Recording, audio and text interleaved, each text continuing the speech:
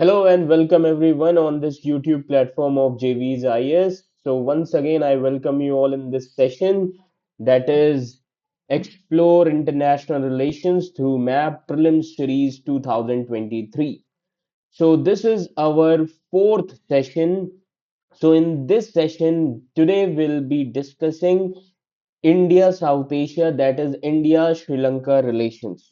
तो आज हम इस सेशन में समझेंगे इंडिया श्रीलंका रिलेशंस के बारे में जो पिछले कुछ एक साल में न्यूज में था। Okay, so what are the topics that we are going to cover in this session. So first of all, mission Sagar 9, then fishing issue with Sri. ये काफी ओल्ड इशू है, ये पुराना इशू है। जब भी हम इंडिया श्रीलंका रिलेशंस पढ़ते हैं तब भी हम फिशिंग इशू की बात करते हैं। Clear. Then Sri Lanka allows Chinese ship to dock at Hambantota port, काफी ज्यादा न्यूज में था ये। Then Paris club, yes, Paris club on Sri Lanka डेब्ट रीस्ट्रक्चरिंग। देन पेरिस क्लब की हम बात करेंगे। ओके, कि ये पेरिस क्लब क्या है, will try to understand all these things. Okay, then Sri Lanka and UN human rights council.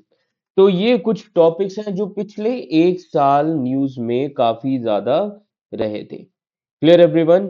तो आज हम सबसे पहले जो टॉपिक शुरू करेंगे that is mission Sagar 9। Context क्या है अब इस टॉपिक का, सबसे पहले हमें ये समझना होगा कि किस कॉन्टेक्स्ट में इस टॉपिक में बात की जा रही है, mission Sagar 9।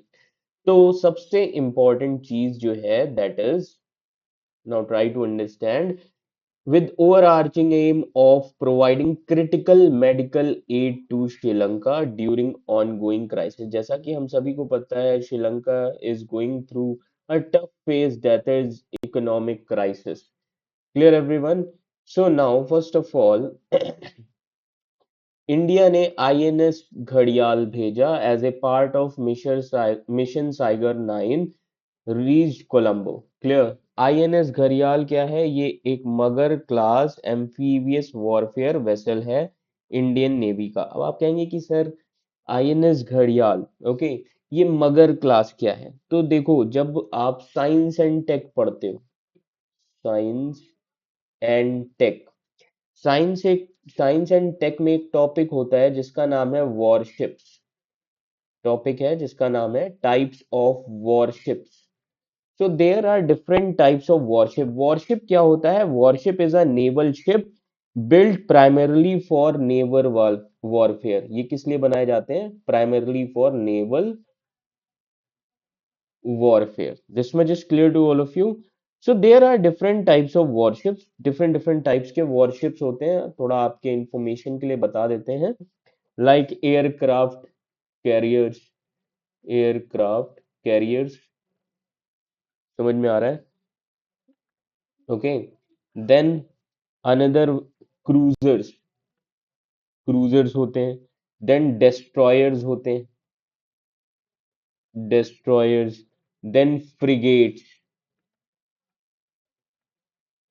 Frigates. Clear. Then submarines, submarines. And then होता है एम्फीबियस असॉल्ट शिप्स। ये जो लिखा हुआ है आप देख सकते हैं, एम्फीबियस वॉरफेयर वेसल और असॉल्ट शिप्स। क्लियर, ये याद रखिएगा। तो कॉर्वेट्स भी होते हैं, एक और होते हैं कॉर्वेट्स, CORVETTS। तो ये सारी चीजें टाइप्स ऑफ वॉरशिप्स में आते हैं। So this amphibious warfare vessel is a kind of, it is one of the types of this worship. समझ में आ रहा है? तो जब हम बात करते हैं एम्फीबियस असॉल्ट वॉरशिप्स की और वॉरफेयर वेसल की, इससे मतलब क्या है? एजॉल्ट शिप एक तरीके का एम्फीबियस, याद रखिएगा, वॉरफेयर शिप होता है जिसको, याद रखिएगा, एम्प्लॉय किया जाता है, employed to land, which can be employed to land and, अब लैंड पे इसलिए क्योंकि इसमें ग्राउंड फोर्सेस को ले जाया जाता है, याद रखिएगा, एनिमी की टेरिटरी पर। समझ में आ रहा है? तो ये जो वॉरशिप्स होते हैं इसमें ग्राउंड फोर्सेस जो आर्मी वाले होते हैं वो ग्राउंड फोर्सेस जो होते हैं वो जाते हैं एनिमी टेरिटरी में। समझ में आ रहा है? तो बेसिकली याद रखिए, मॉडर्न शिप्स जो हैं they support amphibious landing craft also. Okay, तो ये सारी क्वालिटीज हैं। मगर किस लिए बोला गया है इस क्लास को? तो मगर के पीछे रीजन ये है, जैसे फॉर एग्जांपल आईएनएस घड़ियाल, घड़ियाल और मगर क्रोकोडाइल जिनको आप कहते हैं, ये याद रखिएगा वाटर में भी जाते हैं एंड ग्राउंड पर भी होते हैं। समझ में आ रहा है? तो इसीलिए इसको नाम दिया गया आईएनएस घड़ियाल। This much is clear to all of you. तो इसी तरीके से याद रखिएगा, इंडियन नेवी के पास भी एम्फीबियस वॉरफेयर वेसल है। क्लियर? सो आईएनएस घड़ियाल, आप ये फोटो देख सकते हैं, आईएनएस घड़ियाल का ये फोटो है। This much is clear. तो ये सारे कॉन्सेप्ट्स आपके बिल्कुल क्लियर होने चाहिए, ये याद रखिएगा। समझ में आ रहा है? कॉन्सेप्ट्स का क्लियर होना बहुत जरूरी है। ओके, तो जब हम आईएनएस मगर की बात करते हैं, आईएनएस मगर लीड शिप है, लीड शिप। बट इसमें बात की गई है आईएनएस घड़ियाल, घड़ियाल। समझ में आ रहा है? तो ये जो घड़ियाल है ये भी मगर क्लास एम्फीबियस वॉरफेयर वेसल है, ये याद रखिएगा। और ये बनाया किसने? It was built by Garden Reach Ship Builders, Engineers जो हैं कैलकाटा के, उन्होंने इसे बनाया। This much is clear to all of you. तो ये काफी इंपॉर्टेंट चीजें हैं जो आपको पता होना चाहिए। क्लियर? तो बेसिकली अब इस मिशन, इसके थ्रू याद रखिएगा, आईएनएस घड़ियाल जो है ये भी इंडियन नेवी में डिप्लॉय किया गया है। ओके, आईएनएस घड़ियाल को किसने बनाया? तो अभी मैंने आपको आईएनएस मगर के बारे में बता दिया, देन आईएनएस घड़ियाल को किसने बनाया? आईएनएस घड़ियाल को भी याद रखिएगा, builder Hindustan shipyard limited. Builder कौन है? Hindustan shipyard limited and garden Reach Ship builders, garden Reach Ship builders engineer, वही कैलकाटा के। समझ में आ रहा है? तो ये याद रखिएगा, इन्होंने बनाया। And this was commissioned in 1997। Clear? तो अब इनका एक आइडेंटिफिकेशन नंबर भी होता है, तो आईएनएस घड़ियाल का आइडेंटिफिकेशन नंबर है L23, ये याद रखिएगा, L23। Clear everyone? So basically यहां पर मैं आपको ये बताना चाहता हूं कि मिशर सागर 9 के बारे में। क्लियर? तो basically here you can see that INS Ghadial delivered over 760 kg of 107 types of critical life saving medicines। तो श्रीलंका को क्या पहुंचाया गया है? Life saving medicine. क्लियर? किस प्रोग्राम के थ्रू? गवर्नमेंट का जो एक प्रोग्राम है SAGAR, security and growth for all in the region, ये सागर जो प्रोग्राम है, ये याद रखिएगा गवर्नमेंट ऑफ इंडिया का जो विजन है, इंडियन नेवी इस विजन को पूरा कर रही है मिशन सागर के अंडर में। समझ में आ रहा है? ताकि इस मिशन के थ्रू इंडिया अपने इंडियन ओशन रीजन के जो फ्रेंडली लिटोरल स्टेट्स हैं उनको हेल्प कर सके। क्लियर? सो मई 2020 से इंडियन नेवी ने 8 ऐसे मिशंस किए हुए थे कोविड के टाइम में भी। समझ में आ रहा है?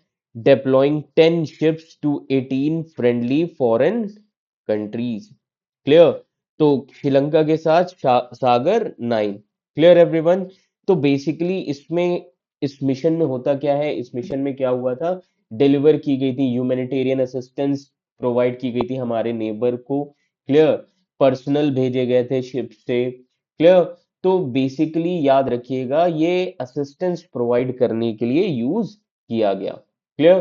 तो आईएनएस घड़ियाल के बारे में आप देख सकते हैं, दिस वाज कमीशनड ऑन 14 फरवरी 1997, और तब से ही याद रखिएगा ये सर्विस में है। एंड कौन से ऑपरेशन है? Amphibious operations of Indian navy. Clear everyone? तो इंडियन नेवी का हमेशा से याद रखिए, जो प्रोग्राम्स होते हैं बेसिकली, अब बेसिकली अगर आप एक चीज देखें कि इंडियन नेवी ने का जो ट्रेडिशन था recommissioning ships with the same name, the previous landing ship tank was commissioned on 17 February 1966 and served Indian Navy well till her decommissioning on 30 September 1987. Clear? ये पुराना शिप है और ये न्यू शिप है, commissioned on 1997. Clear everyone? Now second issue जो है that is fishing issue.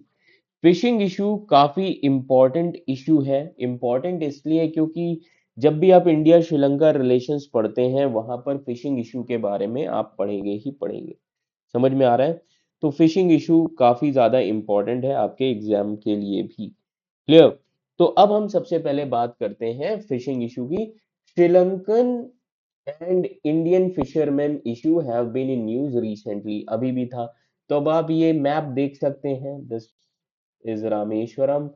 कच्छाथीवू island का ही सबसे इंपॉर्टेंट इशू है और इसकी मैपिंग जरूर कर लेना। पार्क स्टेट, समझ में आ रहा है? देन ये आप देख सकते हैं रामेश्वरम। तो ये सारी चीजें मैपिंग करना बहुत जरूरी है for your prelims examination. Clear? Now background क्या है? ये जो फिशिंग इशू है ये बहुत ही पुराना, आप कह सकते हैं लंबे समय से चलता आ रहा है ये कॉन्फ्लिक्ट। अब बेसिकली कॉन्फ्लिक्ट कहाँ पर है? पाक स्टेट में है। ये आप देख सकते हैं Palk strait. This issue is in Palk strait between India and Sri Lanka. अब एक चीज याद रखो कि ये जो कच्छाथीवू आइलैंड है, previously there was no clear demarcation of maritime borders between India and Sri Lanka. पहले इंडिया और श्रीलंका के बीच में कोई भी क्लियर डिमार्केशन नहीं था बॉर्डर्स के बीच में। 1970s में क्या हुआ? When Indira Gandhi was the prime minister Sri Lanka, तब इंडिया और श्रीलंका ने एक मैरीटाइम बाउंड्री अग्रीमेंट बनाया 1974 में, और दूसरा अग्रीमेंट आया 1976 में। अब क्यों यहां पर इन अग्रीमेंट्स में क्या हुआ था? इंटरनेशनल बाउंड्रीज को डीलिमिट कर दिया गया था पाक बे में। समझ में आ रहा है? Gulf of Mannar and Bay of Bengal में। क्लियर? तो बेसिकली इस अग्रीमेंट में हुआ क्या था? इंडिया ने कच्छाथीवू आइलैंड किसको दे दिया था? जो पाक बे में पड़ता है। कच्छाथीवू आइलैंड कहां पर पड़ता है? पाक बे में, ये याद रखिएगा। क्लियर? तो ये जो आइलैंड है इंडिया ने किसको दे दिया था? श्रीलंका को। और जब इंडिया ने ये आइलैंड श्रीलंका को दिया था तब तमिलनाडु स्टेट ने बहुत प्रोटेस्ट किया था। क्यों प्रोटेस्ट किया था? क्योंकि तमिल फिशरमैन जो हैं, समझ में आ रहा है, उनकी जो ऑक्यूपेशन है, जो उनका डेली जो सबसिस्टेंस इकोनॉमी है, उनकी इकोनॉमी इस आइलैंड पे डिपेंड करती है। समझ में आ रहा है? इस आइलैंड के आसपास प्रॉन्स भी बहुत ज्यादा पाए जाते हैं। समझ में आ रहा है? जो सी फूड है वो काफी ज्यादा है। तो Indian fisherman have been fishing near the island for centuries and they continued fishing even after bilateral agreement. तो ये इस अग्रीमेंट के बाद जब इंटरनेशनल बाउंड्रीज को डिमार्केट किया गया, डिलिमिट किया गया, फिर भी इंडियन फिशरमैन जो हैं वो आज भी फिशिंग कर रहे हैं। अब याद रखिए 2009 तक, 1983 टिल 2009, समझ में आ रहा है?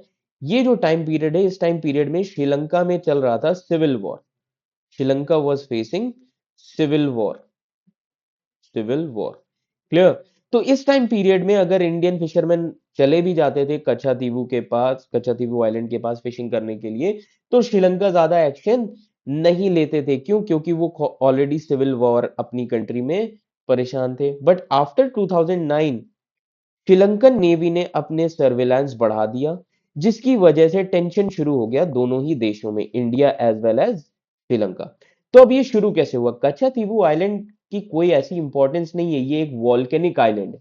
समझ में आ रहा है? Katchatheevu island, it is the centre of long-standing dispute between the fishermen of Tamil Nadu and Sri Lanka. Katchatheevu uninhabited island है in Park State।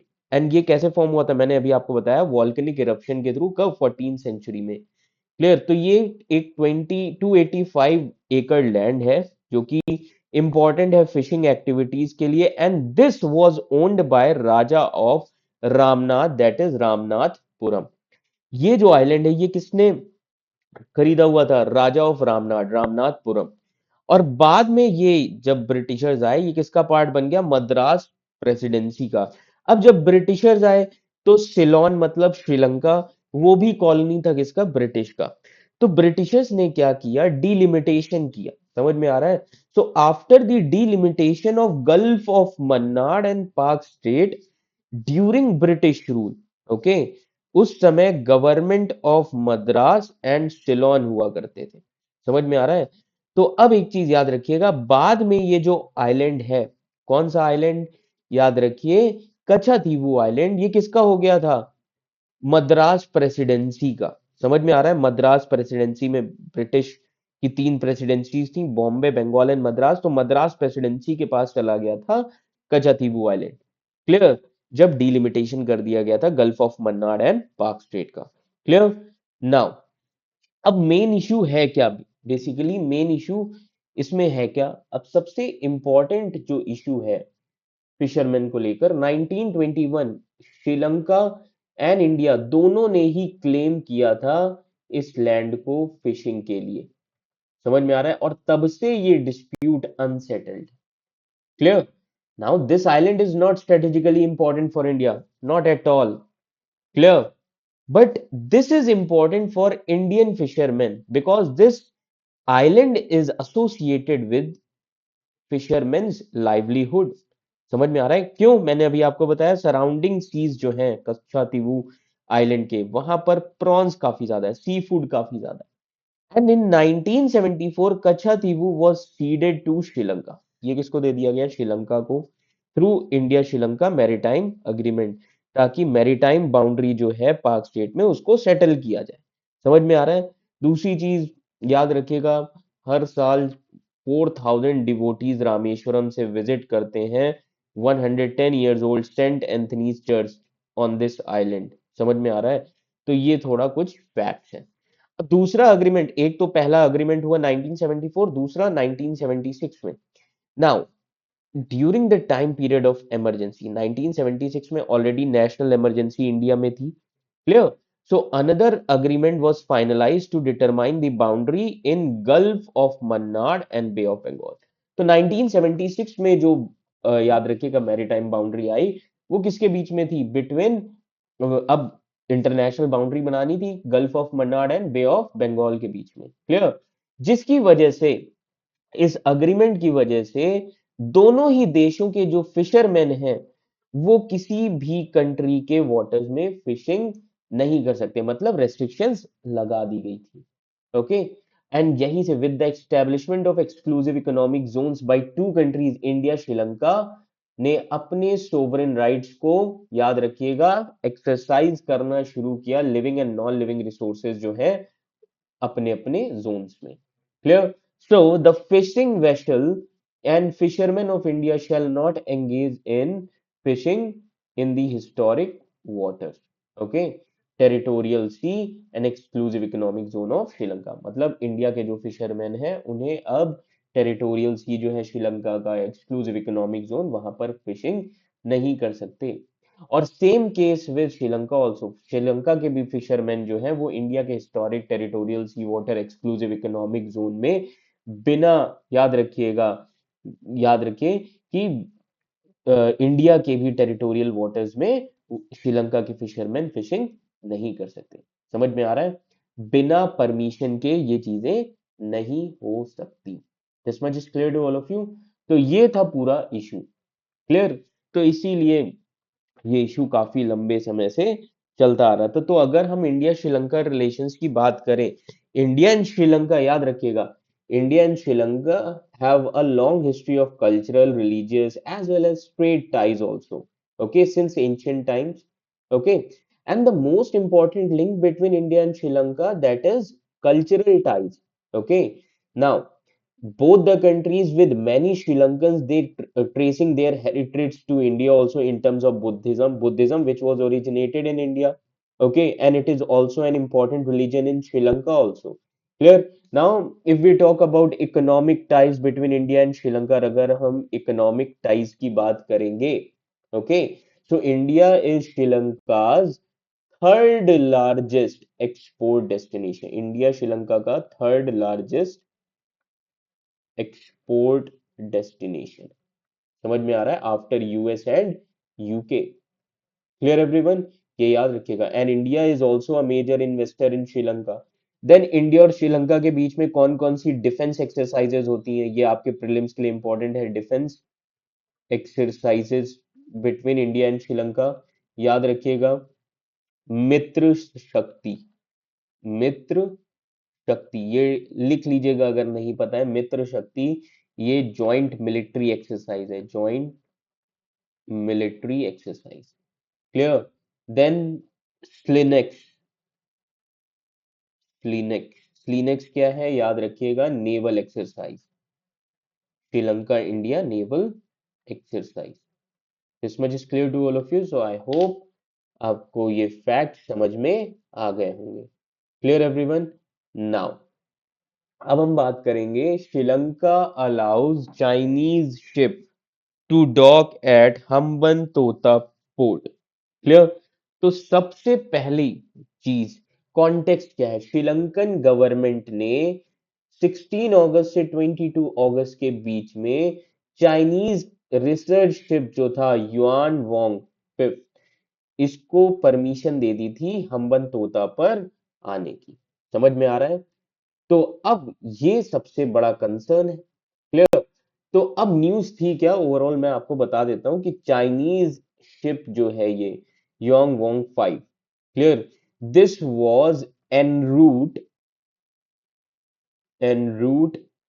from Chinese port Jiangyin. समझ में आ रहा है? जियानगिन। अब जिसकी वजह से याद रखिएगा, चाइनीज चाइना ने क्या किया, अपना शिप हम्बन तोता, क्योंकि हम्बन तोता पोर्ट का प्रोजेक्ट किसके पास है, चाइना के पास है। समझ में आ रहा है? यहां पर परमिशन, यहां पर चाइना ने रोकने का सोचा। क्लियर? तो अब जब जैसे ही इंडिया की गवर्नमेंट को पता चला कि श्रीलंका ने क्लियरेंस दे दिया है चाइनीज मिलिट्री वेसल को, ओके, हम्बनतोता पोर्ट पर, तब इंडिया ने अपने कंसर्न रखे सामने, जिसकी वजह से तुरंत श्रीलंका की फॉरेन मिनिस्ट्री ने चाइना को कहा to defer the arrival of its military ship. समझ में आ रहा है कि आप अपना मिलिट्री शिप यहां से हटा लीजिए, ले जाइए। समझ में आ रहा है? ये याद रखिएगा। क्लियर? नाउ अब सबसे इंपॉर्टेंट चीज, इंडिया का कंसर्न क्या था इस शिप को लेकर। अब ये जो शिप है युआन वांग 5, ये एक पावरफुल ट्रैकिंग वेसल है, पावरफुल ट्रैकिंग वेसल। समझ में आ रहा है? जिसकी रीच काफी ज्यादा है। समझ में आ रहा है? Around 750 kilometre. समझ में आ रहा है? इसका मतलब क्या है कि अगर ये हम्बन तोता पोर्ट पर खड़ा रहेगा तो इसके जो रडार्स हैं वो कहां तक पहुंचेंगे, केरला को, केरला के कंट्रोल, देन तमिलनाडु जिसके रडार्स हैं। समझ में आ रहा है? आंध्र प्रदेश, ये तीनों ही स्टेट्स के पोर्ट किसके रडार पर होते, ऑन चाइनीज रडार। ये सबसे बड़ा कंसर्न था इंडिया के लिए। समझ में आ रहा है? तो अब रिपोर्ट से ये हमें पता चलता है कि बहुत सारे इंपॉर्टेंट इंस्टॉलेशन साउथ इंडिया में किए जा सकते थे। समझ में आ रहा है? और India was worried that surveillance vessel could be involve in mapping the ocean. हो सकता है एंटी सबमरीन ऑपरेशंस हो सकता था इंडियन नेवी के खिलाफ। समझ में आ रहा है? तो ये सारा कंसर्न था इंडिया का। This much is clear to all of you. अब ये न्यूज तो उतनी ज्यादा प्रीलिम्स के लिए इंपॉर्टेंट नहीं है, बट हम्बन तोता की लोकेशन इंपॉर्टेंट। समझ में आ रहा है? हम्बन तोता पोर्ट बहुत इंपॉर्टेंट पोर्ट है ये। क्लियर? अब हम्बन तोता पोर्ट इंपॉर्टेंट क्यों है, याद रखिए, सबसे पहले Hambantota port second largest port, okay, Sri Lanka का second largest port Hambantota. This sits on route which connect South East Asia with Africa and West Asia. समझ में आ रहा है? साउथ ईस्ट एशिया को अफ्रीका एंड वेस्ट एशिया से connect करता है। And development of this port has been largely funded by China. And 2017 में Colombo handed over its majority stake to Chinese firm. Sri Lanka ने इस पोर्ट का मेजॉरिटी शेयर स्टेक्स किसको दे दिया, चाइनीज फर्म को, जब श्रीलंका अपने डेब्ट को पे नहीं कर पाया। और चाइना के लिए ये इंपॉर्टेंट है बिकॉज ये किसका पार्ट है, बेल्ट एंड रोड इनिशिएटिव का। इसीलिए सिक्योरिटी एक्सपर्ट कहते हैं कि ये फोर्ट जो है, चाइना की जो पॉलिसी है string of pearl strategy, India को सराउंड करने की, उसके लिए ये पोर्ट बहुत जरूरी। So Chinese control of this port could harm India's interest in Indian Ocean by becoming a hub for Chinese Navy. इससे क्या हो सकता है, चाइना की नेवी का हब बन सकता है। तो बेसिकली इस पोर्ट का कंस्ट्रक्शन कब से शुरू हुआ, इस पोर्ट का कंस्ट्रक्शन 2008 से शुरू हुआ, 15 जनवरी 2008। समझ में आ रहा है कौन सी चाइनीज कंपनी है, चाइनीज कंपनी सीनो हाइड्रो, सीनो हाइड्रो कॉरपोरेशन। क्लियर, ये याद रखिएगा। तो बेसिकली हम्बन तोता काफी ज्यादा इंपॉर्टेंट पोर्ट है, ये याद रखिएगा। सबसे, क्योंकि अब इसकी स्ट्रेटेजिक लोकेशन काफी इंपॉर्टेंट है, बिकॉज श्रीलंका की अगर आप लोकेशन देखेंगे तो श्रीलंका इज सिचुएटेड बिटवीन, याद रखिएगा, बिटवीन ल्यूक्रेटिव शिपिंग रूट्स। अब वर्ल्ड का सबसे इंपॉर्टेंट कुछ शिपिंग रूट्स हैं, like Malacca straight, clear, and another is Swiss canal, Swiss canal, और इन दोनों के ही बीच में पड़ता है श्रीलंका। तो स्ट्रेटेजिक लोकेशन, समझ में आ रहा है, ये याद रखिएगा। Clear, so basically Sri Lanka is situated between the lucrative shipping routes of the Malacca Straits and Suez Canal, which links Asia and Europe in this process. This much is clear to all of you, ये याद रखिएगा। Clear everyone, तो ये importance है, याद रखिए, हम्बन तोता port की। Now another thing which was there in the news, that is Paris Club. अब सबसे पहली चीज, जैसे कि अभी हमने बात की पेरिस क्लब के बारे में, okay, Paris club on Sri Lanka डेब्ट रीस्ट्रक्चरिंग। क्लियर, तो आप में से जितने लोग आईआर की क्लास में रहे होंगे उनके साथ मैंने पेरिस क्लब के बारे में डिस्कस भी किया था, ओके, बिकॉज जैसा कि हम सभी को पता है कि Sri Lanka was facing economic crisis, okay, तो Sri Lanka last year economic crisis से गुजर रहा है। और अब पेरिस क्लब का रोल क्या है, सबसे पहली चीज, तो पेरिस क्लब एक, याद रखिएगा, ये जो ऑर्गेनाइजेशन है इसमें मोस्टली वेस्टर्न क्रेडिटर्स होते हैं। अभी मैं डिस्कस करूंगा कि ये ग्रुप है कौन सा। ये एक इनफॉर्मल ग्रुप है क्रेडिटर्स का, ये याद रखना, इनफॉर्मल ग्रुप ऑफ क्रेडिटर्स। समझ में आ रहा है। So creditors of Paris club ये कहाँ पहुंचे, चाइना एंड इंडिया, और इन्होंने चाइना और इंडिया से बात की कि श्रीलंका के डेब्ट को रीस्ट्रक्चर करने में हेल्प करिए, कोऑर्डिनेट करिए। क्लियर, क्योंकि Sri Lanka is nearly bankrupt, and इसीलिए श्रीलंका ने सस्पेंड कर दिए थे अपने फॉरेन डेब्ट्स को रीपे करना। क्लियर, जो कि उसे रीपे करना था कब तक, बाय 2027। अब भाई देखिए, श्रीलंका में पैसा तो सभी वेस्टर्न पावर्स का लगा ही हुआ है, बहुत सारे वेस्टर्न पावर्स हैं। सो पेरिस क्लब ने तब, याद रखिए, विलिंगनेस दिखाई कि चलो कोऑर्डिनेट करते हैं non Paris club creditors. Non Paris club creditors basically India and China, क्योंकि ये मेजर स्टेक होल्डर है श्रीलंका के। समझ में आ रहा है। सो इंडिया एंड चाइना, ओके, जिसकी वजह से तब India, China and Paris club ने मिलकर एक ऑफिशियल क्रेडिटर कमिटी फॉर्म करी।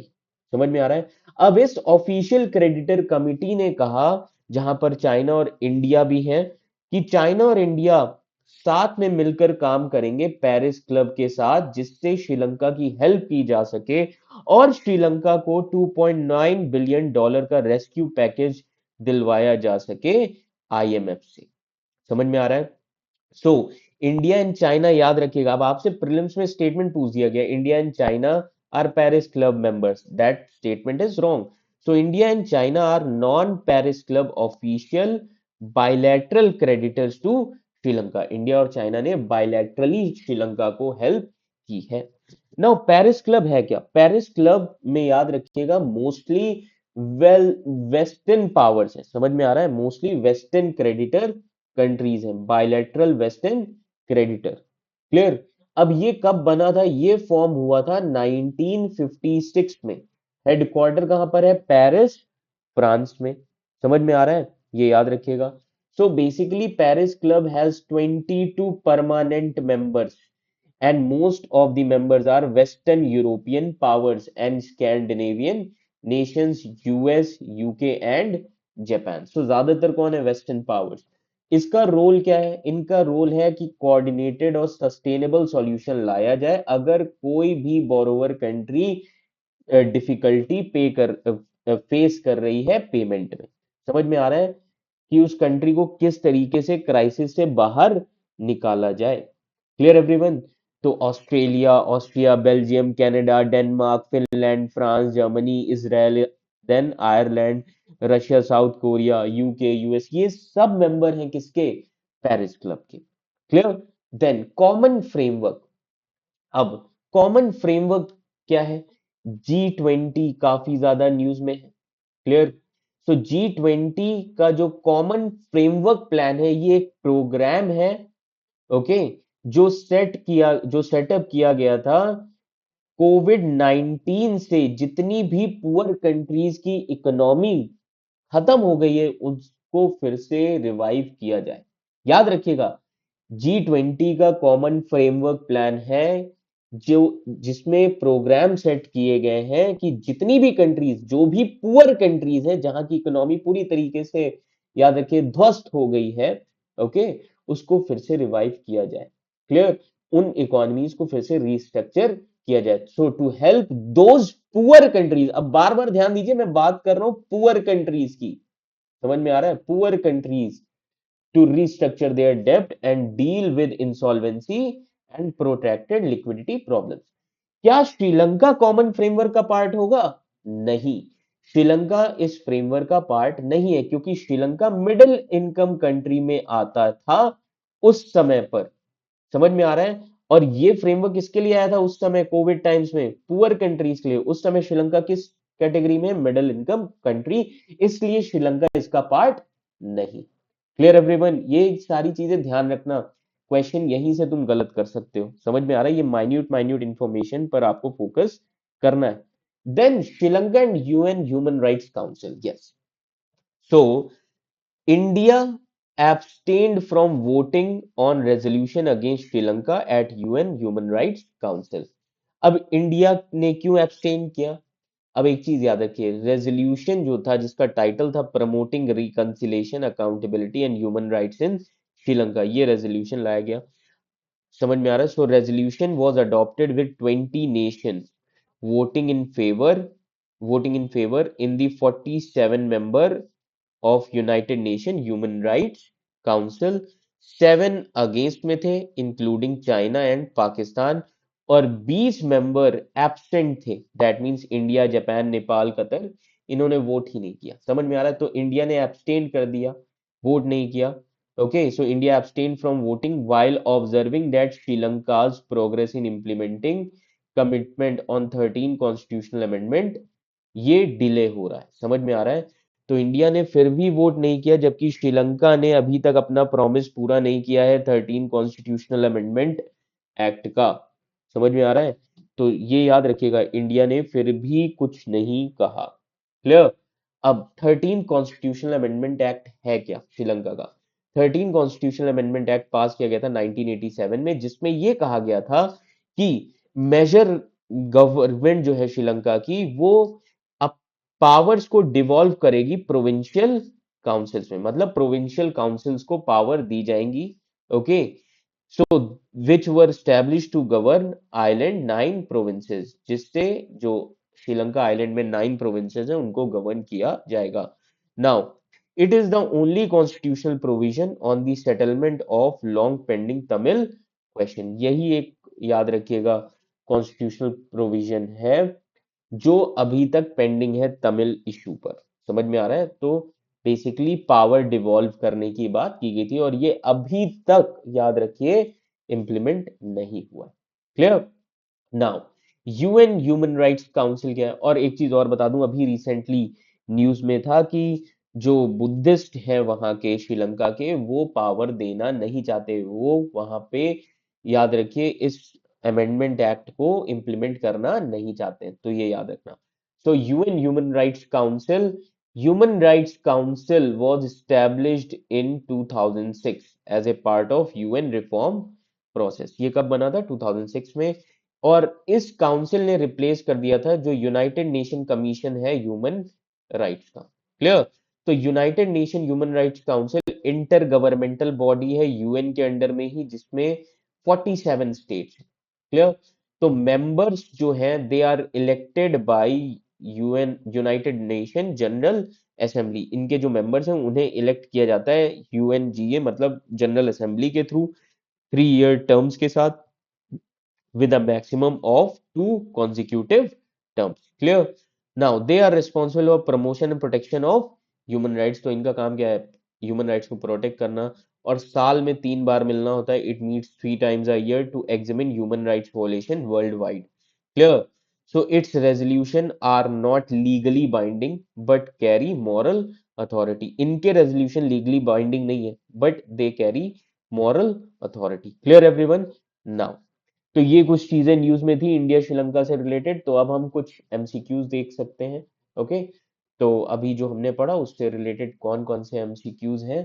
तो which of the following statement is oblique are correct regarding Paris Club? So first statement, it is a formal organisation of 22 developed countries that provides financial and technical assistance to developing countries. Okay, then second क्या है? Their objective is to find sustainable debt relief solutions for countries that are unable to repay their bilateral loans. Clear? Then IT is a forum. Okay. Now ये it रहेगा, समझ में आ रहा है? तो ये कैपिटल में लिखा था, वही मैं भी कहूं कि ये आईटी कहां से आ गया। So it is a forum where official creditors meet to solve payment difficulties faced by debtor countries. Clear? तो basically all the statements are correct. Clear? So option A is the right answer. Clear? Now, another question with reference to United Nations Human Rights Council, consider the following statement. First, the UNHRC is an intergovernmental body within UN system responsible for promoting and protecting human rights around the world. That statement is correct. ये अभी हमने पढ़ा भी है। Council is composed of 47 member states elected by United Nations General Assembly for 3 year terms. That is also correct. Then third, UNHRC has the power to investigate and sanction countries that violate human rights. This statement is wrong. ये तो कर सकते हैं but sanctions नहीं लगा सकते। मैंने बताया ना, लीगली बाइंडिंग नहीं है। तो this statement is wrong. India is not a member of UNHRC. India ने भी, याद रखिए, इलेक्ट किया गया था। तो ये भी रॉन्ग है। So option B is the right answer, first and second only. Clear everyone? So I hope आप सभी को इंडिया श्रीलंका से रिलेटेड जो भी एक साल में चीजें आई, जो भी प्रीलिम्स से रिलेटेड एस्पेक्ट है, वो समझ में आए होंगे। और जो भी इंपॉर्टेंट फैक्ट्स आपको पता चले वो आप अपने नोट्स में नोट डाउन कर लीजिए। तो ऐसी ही वीडियोस के साथ हम मिलते रहेंगे नेक्स्ट सेशन में। So thank you so much.